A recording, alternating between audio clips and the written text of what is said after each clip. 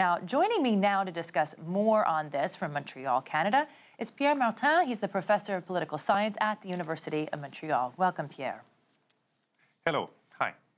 So I wanted to read you an excerpt that Ian Bremmer put in a column in Time magazine that sort of sums up a lot of the changes that Trump is making to foreign policy and even to the approach to foreign policy, not just the direction. He says, Trump's America First approach fundamentally changes the U.S. role in the world. Washington's ambition to play the role of indispensable power allows both allies and rivals to treat U.S. taxpayers like chumps, he argues. Better to build a what's in it for us approach to the rest of the world. This is a complete break with a foreign policy establishment, he writes. So the question for you is, how are countries around the world now bracing for this change in both tone and direction in U.S. foreign policy that they can easily anticipate given the last few weeks since the election? Yes, I think that Bremmer does put the finger on something fundamental, because the presence of the U.S. as the indispensable power, the place where the buck used to stop, that would take responsibility for alliance, take responsibility for the world economy, more or less unconditionally. This appears to have ended, and this is why Bremmer this whole situation is so uncertain. All the questions that used to have an obvious answer, all the issues where the U.S. would have a predictable role, all these things are now open. And in various regions of the world, people are just waiting to see the signal and the approach that Donald Trump brings to his view of foreign policy. Also, this transactional approach, this notion that everything is open for negotiation, everything should be part of a deal. This is an approach that is a fundamental shift. It's a fundamental change from what the U.S. used to have as a more principled direction in its foreign policy.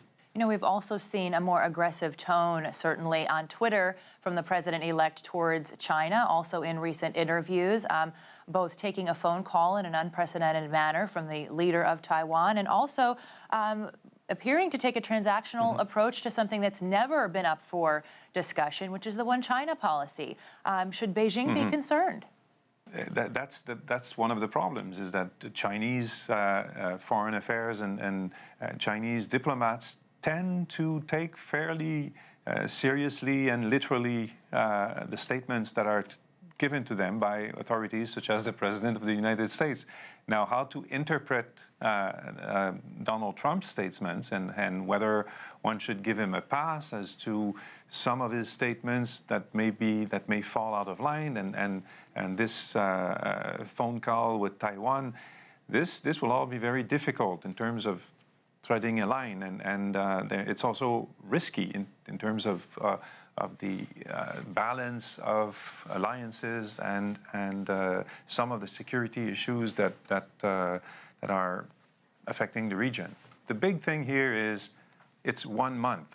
In 1 month, Donald Trump will be the president. He will speak for the United States government. At this point, what he does is more or less tentative. It's not necessarily official, although it does send signals. Some of those signals can be confusing, and it's fairly wise on the part of partners not to overreact or to react in a way that would mix signals, because at the moment, the official message from the U.S. still comes from the Obama administration.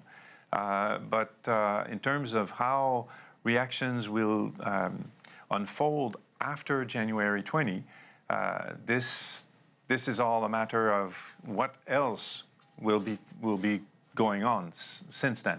I just want to bring up one other question that I think a lot of partners around the world are having, and that is how this administration will use sanctions. It's been a very popular tool in the tool chest, the diplomatic tool chest of the Obama administration, playing a big role, of course, as a response to Ukraine, as a method to get Iran to negotiate the Iranian nuclear deal. But this is also something that Trump's Secretary of State choice is on record saying he doesn't support. And yet, this is also a president that says he does not want to be a nation builder and an interventionist. Can you have a foreign policy that refuses to use the economic tools and also the military tools and still has any tools left? Mm-hmm. That's part of the concern, actually, is it's twofold. For example, in terms of economic sanctions, one of the problems with the Trump administration is that the messages may be mixed between the use of sanction as a pure foreign policy instrument and sanction as a part of an economic nationalist, protectionist movement that is favored by Trump. So once the two get mixed, it becomes difficult to figure out exactly what is the message.